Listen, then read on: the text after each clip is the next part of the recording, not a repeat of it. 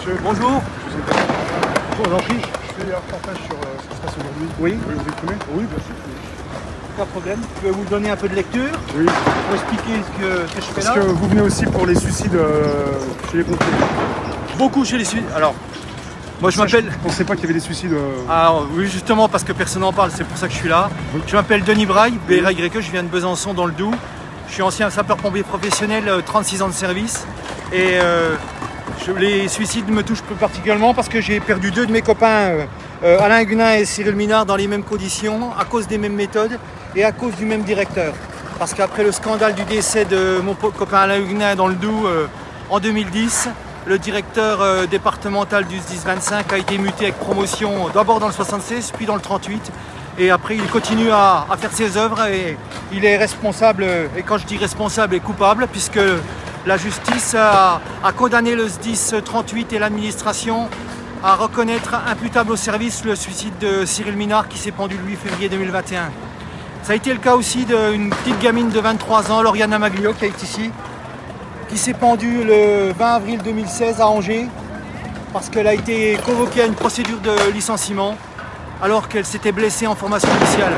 Et pareil, après plusieurs années de procédure en justice, le suicide de Lauriane a été reconnu imputable au service et la direction du SDIS 49 et l'administration ont été reconnus coupables de son suicide. Donc voilà pourquoi je suis là aujourd'hui, pour faire parler, parce que je vais, à titre d'exemple, voilà les derniers noms, parce que je suis ancien référent national d'un collectif contre le harcèlement, aussi bien dans les uniformes, aussi bien police, gendarmerie et pompiers, parce que les chiffres du ministère, qui sont largement en dessous de la vérité, en 2021, fait état de un suicide dans les uniformes tous les 5 jours. Un suicide tous les 5 jours. Voilà pourquoi je suis là aujourd'hui. Voilà parce que il ne peut pas y avoir d'impunité, il ne peut pas y avoir de fatalité dans ce qui se passe. Et c'est important de faire parler de ces conditions dans lesquelles... Parce que c'est pas faute d'avoir un manque d'effectifs, justement. Alors c'est la responsabilité des directions et des administrations de prendre soin de la santé morale et physique de leurs agents, que ce soit des femmes, des hommes, des personnels professionnels, personnel volontaire ou personnel administratif. Donc il ne faut pas attendre que les gens se suicident pour essayer de se donner bonne conscience, mettre un nom sur un marbre doré. Ça, c'est trop tard. Quand les gens sont suicidés, quand ils sont morts, c'est trop tard. Donc c'est pour ça que je viens ici aujourd'hui pour interpeller les pouvoirs publics. Et vous allez me trouver partout parce que je suis le seul pompier de France à avoir été licencié illégalement en 2011 parce que je dénonçais ces méthodes déjà. Et ça fait 15 ans que je me bagarre. Depuis 2008, je me bagarre pour faire valoir mes droits et pour que les suicides dans la corporation et surtout au niveau des uniformes s'arrêtent. Parce que dans la police, dans la gendarmerie, dans la pénitentiaire et chez les pompiers, c'est récurrent et c'est toujours dû au même schéma et aux mêmes méthodes. Voilà pourquoi. Ça concerne les conditions de travail, vous avez vécu ça alors? Ah ben, je l'ai vécu parce que moi, en 2010, j'ai été muté arbitrairement parce que les méthodes de management et puis de harcèlement, elles sont toujours les mêmes.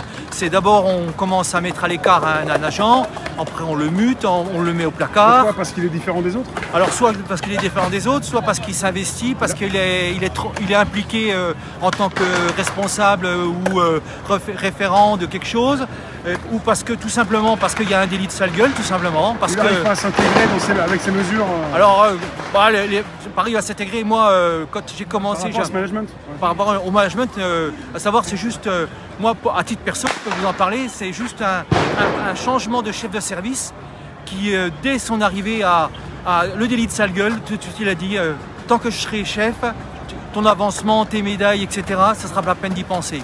Et voilà comment ça a commencé. C'est juste un délit de faciès, et juste parce que moi j'étais pas représentant du personnel, par contre j'étais largement impliqué, j'étais instructeur de conduite, j'étais instructeur de plongée, voilà, à Besançon, après énormément de procédures, donc j'ai été muté arbitrairement, j'ai saisi les tribunaux ont condamné le SDIS 25 pour mutation arbitraire, excès de pouvoir, licenciement illégal et arbitraire, rien que sur l'année 2011.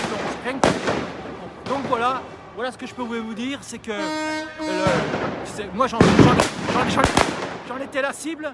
Et puis bien sûr, d'autres personnes, dont Lauriane, dont Cyril. Parce que quand on veut faire partir les gens, ben on les mute, on les met au placard, on leur supprime leur prime, on leur enlève de quoi vivre décemment, et puis après c'est la descente aux enfers. Voilà pourquoi. Quand vous mettez à cause du CDIS, Alors SDIS, c'est Service départemental d'incendie de secours. Alors comme vous pouvez le voir là, il y a tous les départements, hein. Il y a l'Isère, il y a le Doubs, il y a le Maine-et-Loire, le Pas-de-Calais, la Réunion, l'Essonne, l'Indre, etc. Donc et ça touche des femmes, des hommes, de tout âge et de tout statut. Donc faut pas croire, parce que les directions essayent de faire croire que Denis Braille est un cas isolé en France, alors que c'est faux. C'est complètement faux. Et à savoir que le suicide de Cyril Minou et de Lauriane Maglio ont été reconnus imputables au service. Donc c'est la justice qui le dit, c'est pas moi. Voilà. quelque part, les syndicats, vous étiez syndicat ou pas? Ah, moi j'étais syndicat à ce moment-là, mais là aujourd'hui, comme je dénonce des choses que l'administration n'a pas envie d'entendre et que les publics ne veulent pas entendre, eh ben, je suis placé en disponibilité d'office, c'est-à-dire j'ai plus de salaire et de droit à la retraite depuis octobre 2020 et en rétroactif depuis 2019. Donc aujourd'hui, j'ai plus rien. Voilà. Merci beaucoup. Merci. Rien. Merci bien.